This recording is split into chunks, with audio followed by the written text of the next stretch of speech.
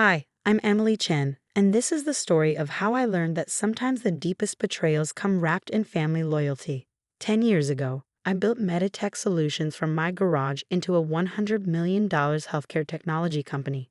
But I never imagined that saving my sister-in-law's life would lead to losing everything I built, or so my brother thought. I still remember the day it all began, 5 years ago. I was in my office, reviewing quarterly reports when my brother Marcus burst in, tears streaming down his face. His wife, Sarah, was dying. Her kidneys were failing, and she needed a transplant urgently. Without hesitation, I got tested. We were a match. You don't have to do this, Mom said, her voice trembling. The surgery, the recovery. What about your company? But I had already made up my mind. Sarah was family, and family comes first. That's what I believed back then. The irony of that belief still makes me laugh bitterly today. The surgery was successful. I gave Sarah my kidney, and she got a second chance at life. The recovery was harder than I expected. For 3 months, I worked from my hospital bed, then from home, managing Meditech through video calls and late-night emails. Marcus visited often, bringing flowers and gratitude.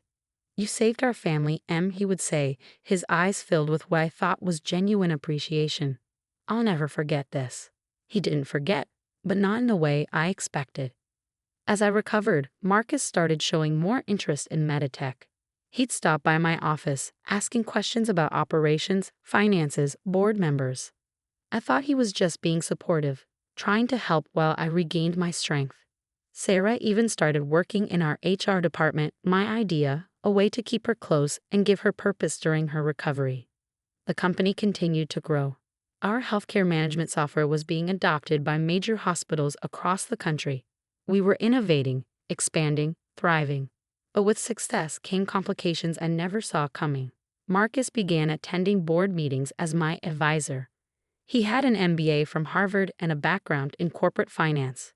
"Let me help you, he'd say. "You need to rest more after the surgery." Doctor's orders. Gradually, subtly, things began to change. Meetings would be scheduled when I was at medical checkups. Important decisions would be made in casual conversations over drinks.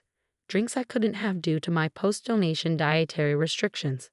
Marcus became the face of Meditech at industry events, while I was focusing on my health. Looking back, I should have seen the signs. The whispered conversations that stopped when I entered rooms. The sympathetic looks from my executive assistant. The way Sarah would avoid eye contact in the hallways.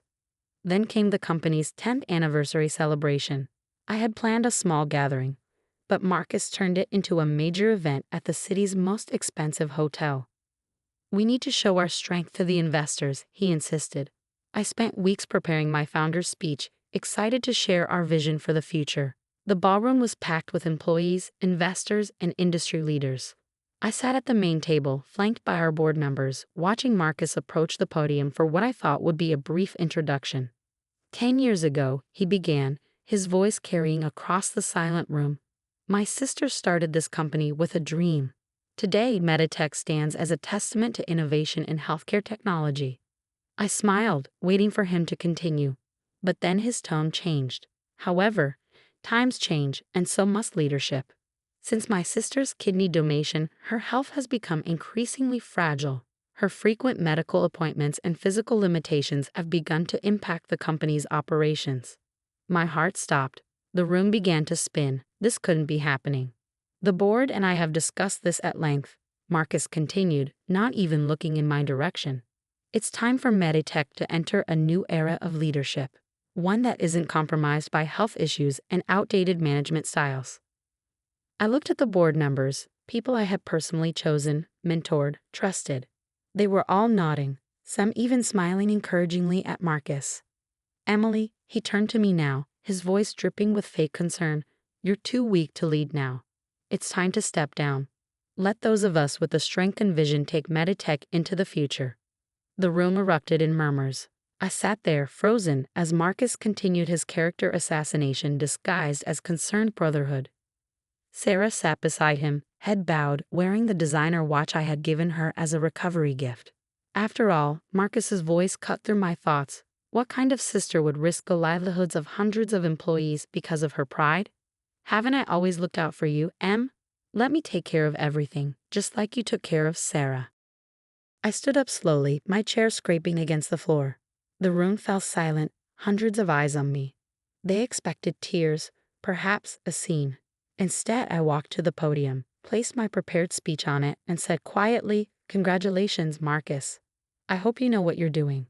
Then I walked out, head held high, leaving behind the whispers and stares. In my car, I finally let out a breath I didn't know I'd been holding. My hand brushed against my surgery scar, a permanent reminder of what I had given and what I had lost. But Marcus had forgotten something crucial, something that would turn his moment of triumph into the biggest mistake of his life. As I drove home, a small smile played on my lips. Tomorrow would be very interesting indeed.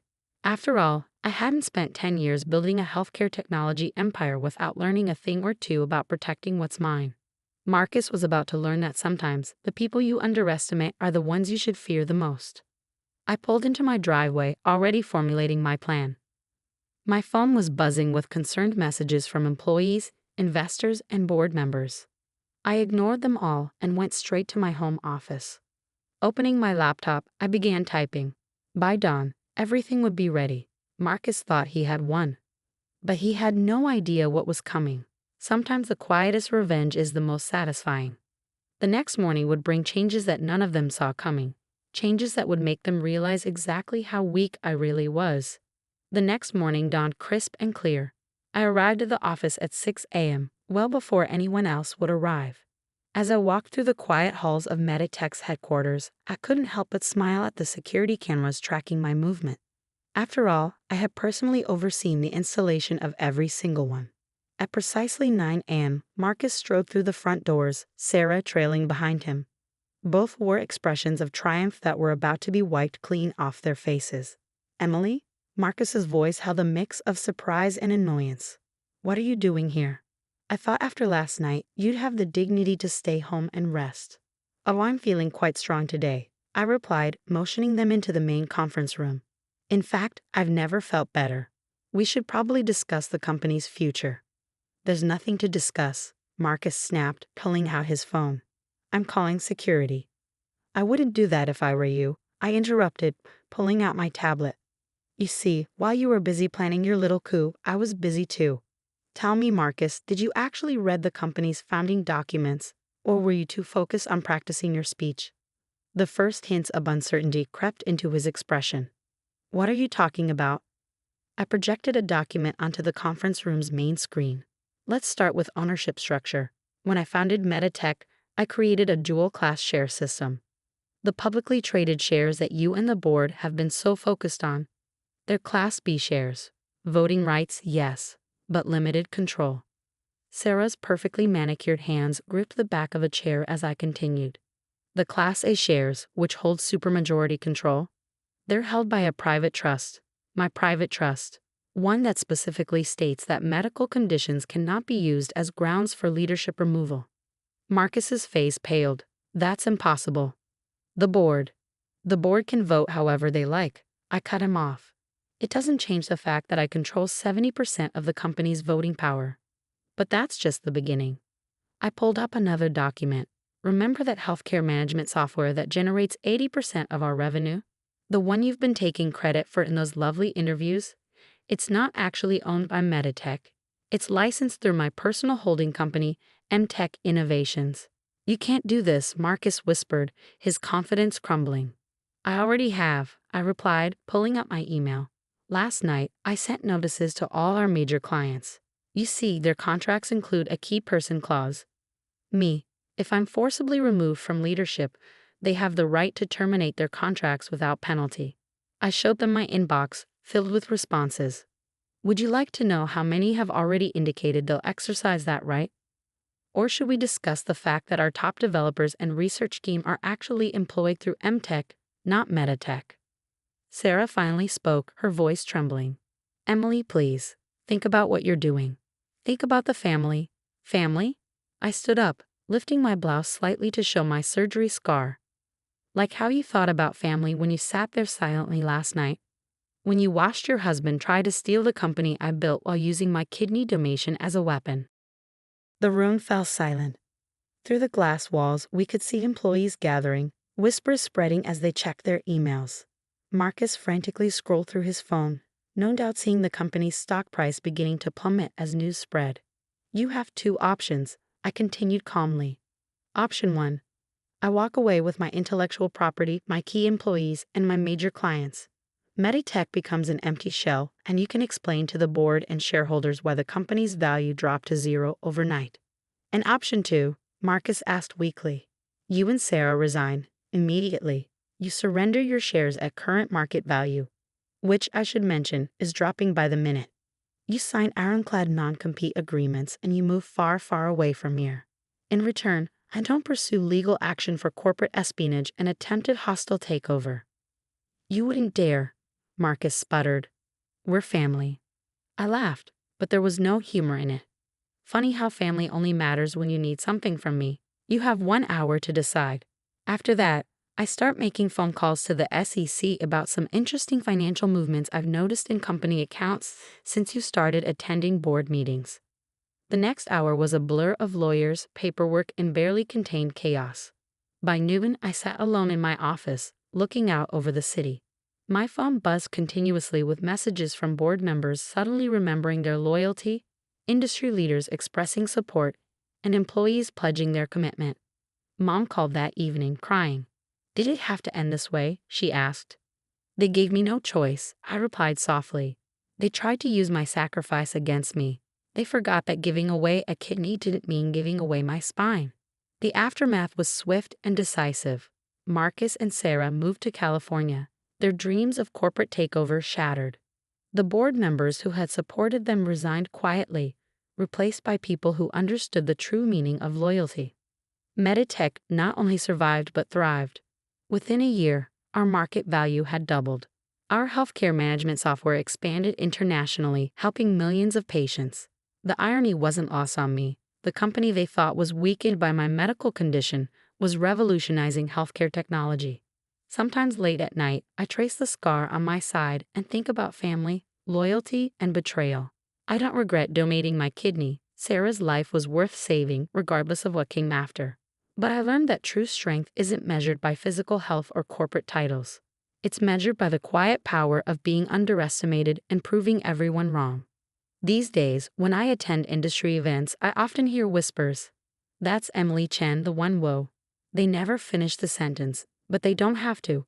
My success speaks for itself. Last week, I received an invitation to give a keynote speech at a healthcare technology conference. The topic? Resilience and leadership. Finding strength in adversity. I accepted with a smile, already planning my speech. After all, I have quite a story to tell. Marcus sent an email recently, the first contact in 2 years. A rambling apology talking about regret and family bonds. I haven't replied.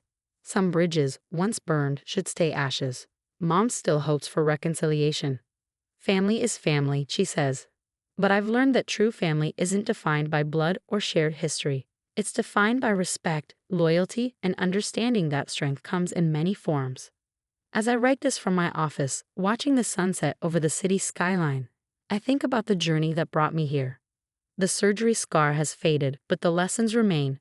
Never underestimate the quiet ones, never mistake kindness for weakness, and never ever try to steal from someone who gave you their kidney. MediTech continues to grow, but more importantly, I found peace with my decisions. Sometimes the best revenge isn't about destroying others, it's about rising so high that they can't help but see their own mistakes reflected in your success. I keep a small photo on my desk, from the day I left the hospital after the kidney donation. Marcus and Sarah are there, smiling, promising eternal gratitude. I keep it not as a reminder of betrayal, but as a reminder that our greatest strengths often come from the very things others try to use against us. In the end, they thought my sacrifice made me weak. Instead, it showed me just how strong I really was.